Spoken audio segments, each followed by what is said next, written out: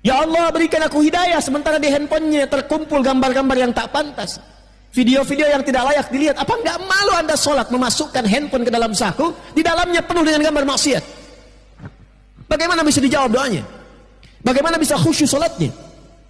Apa enggak malu datang kemudian kepada Allah menggunakan kendaraan hasil dari yang dilarang? Itu yang kemudian menghambat keberkahan itu datang. Kalau dinikmati dengan cara yang benar, ada kemuliaan didapatkan, ada keberkahan dirasakan, itu yang manfaat. Kalau di lemari Anda pulang dari sini dicek banyak pakaian dan bahkan belum pernah digunakan untuk ibadah, yang ini belum pernah dipakai sholat sudah pengen pakai pakaian yang lain. Itu motor yang di luar banyak itu sudah pernah belum dipakai ke masjid? Sudah pernah dipakai ke majelis ilmu? Berapa kali? Itu sepeda yang Anda koleksi di rumah, pulang ke rumah cek, kan dihisab, kan dihisab. Ya tidak salah, cuma dihisab.